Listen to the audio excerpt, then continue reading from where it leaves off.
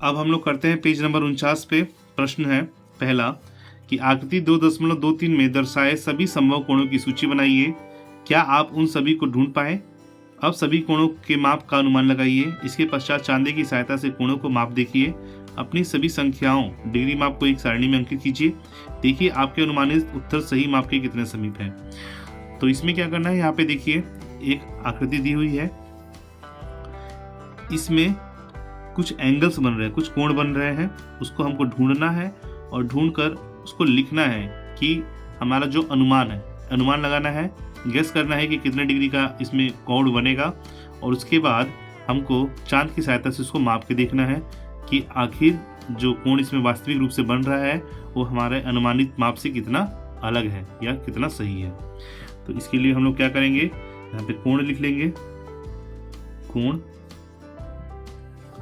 इसके बाद यहाँ पे अनुमानित माप यानी जो हम लोगों ने गैस किया, और इसमें वास्तविक माप जो नापने के बाद आया वास्तविक माप।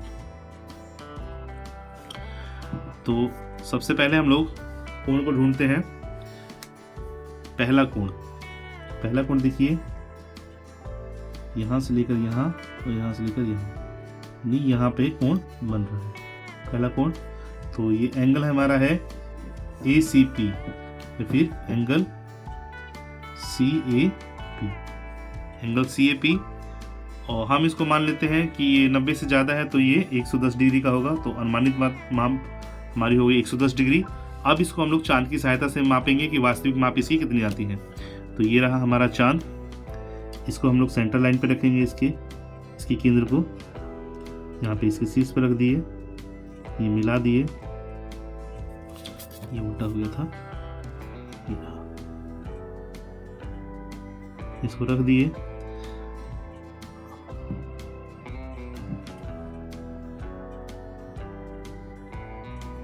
अब देखिए ये बिल्कुल बराबर मिला हुआ है। ये देखिए 110 यहाँ पे आ रहा है, 11, 12, 112 डिग्री का यहाँ पे कोण बन रहा है।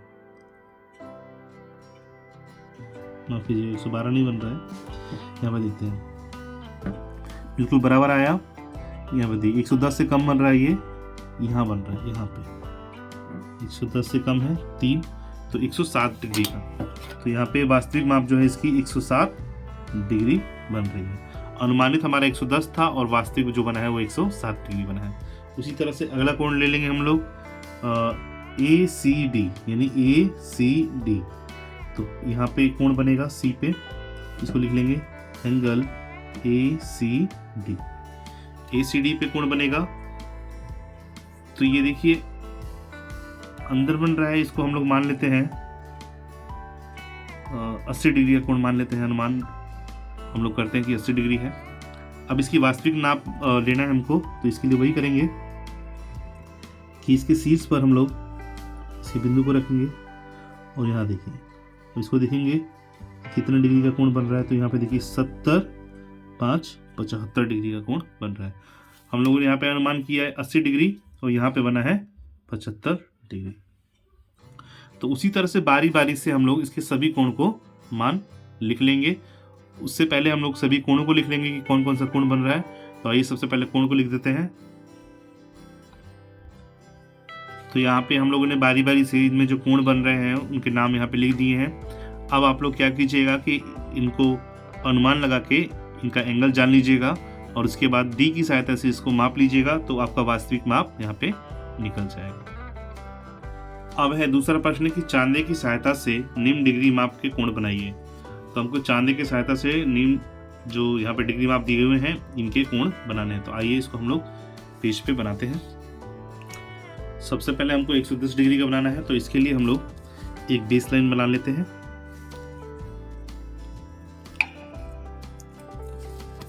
एक बेस लाइन हम लोग बना लें।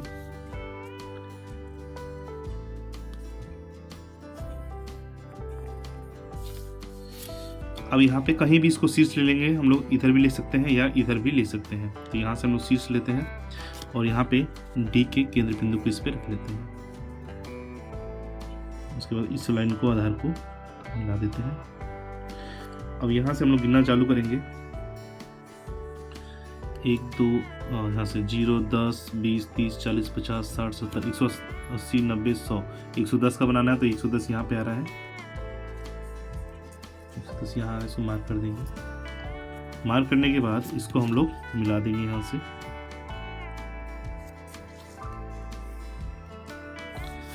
मिला दिए तो यहाँ पे देखिए ये जो एंगल हमारा बना वो 110 डिग्री का यहाँ पे बन गया है।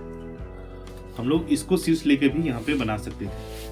तो 110 का बन गया। अब हमको बनाना है बी, दूसरा है 40 डिग्री का बनाना है। इसको बना लेते हैं। वैसे ही एक बेस लाइन बनाएंगे हम लोग।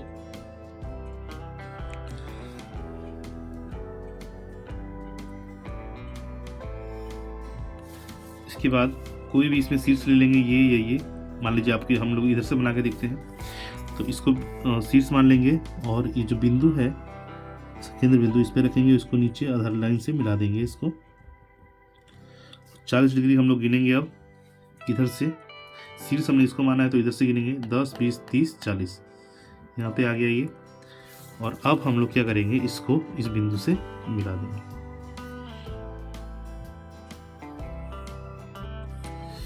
ये मिल गया है, यहाँ पे देखिए ये मिल गया है। और जो इन दोनों के बीच में कोण बना है वो 40 डिग्री का कोण बन रहा है। उसी तरह से तीसरा है सी। सी जो है वो 75 डिग्री का कोण बनाना है हमको।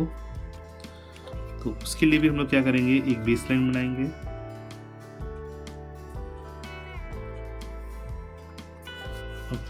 इधर से ही बना लेते हैं हम लोग, इसको शीर्ष ले लेते हैं आपकी। तो शीर्ष इसको ले लिए तो हमारा जो केंद्र है इस शीर्ष बिंदु पे रख लेंगे।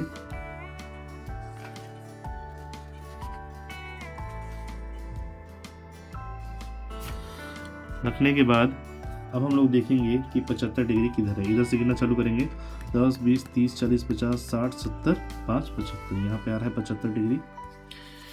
अब यहाँ पे हम लोग नाप लेते हैं इसको, और इससे तो नहीं मिलाएंगे, यहाँ तक मिला देते हैं इसको।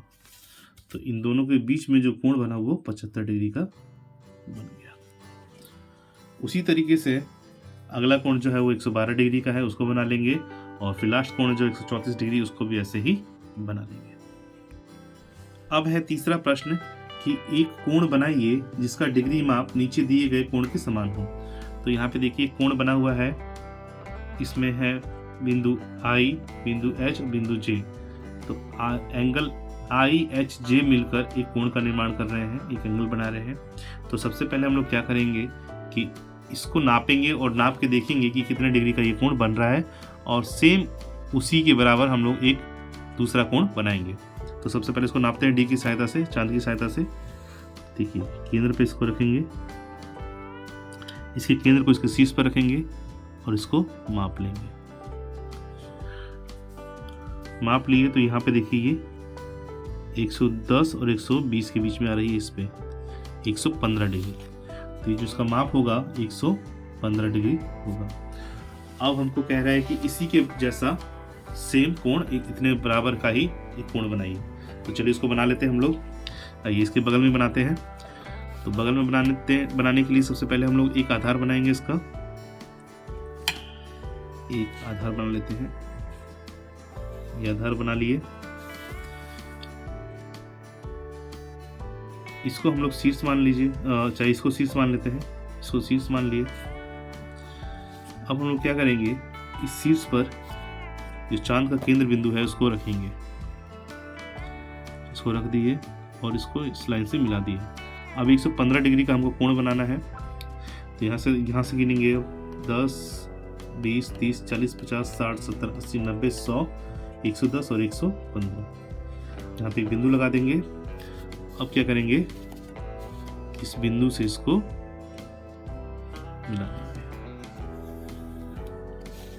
मिला दिए।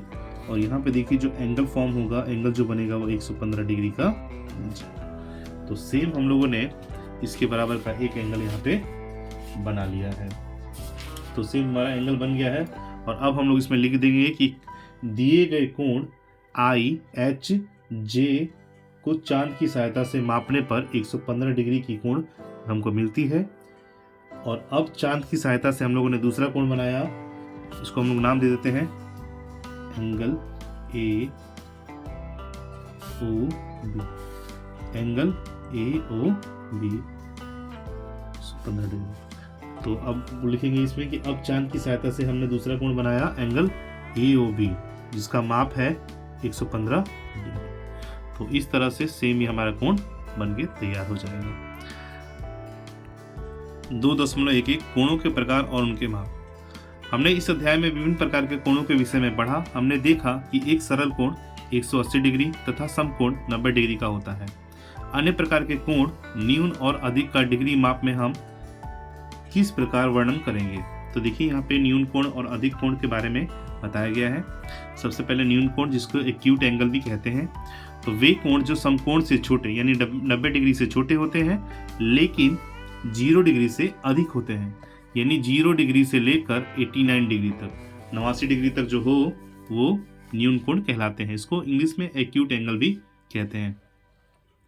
यहाँ पे देखिए कुछ एंगल दिए हुए हैं, जैसे 40 डिग्री का कोण बना रहा है जो कि 90 से कम है, तो इसलिए ये न्यून कोण होगा।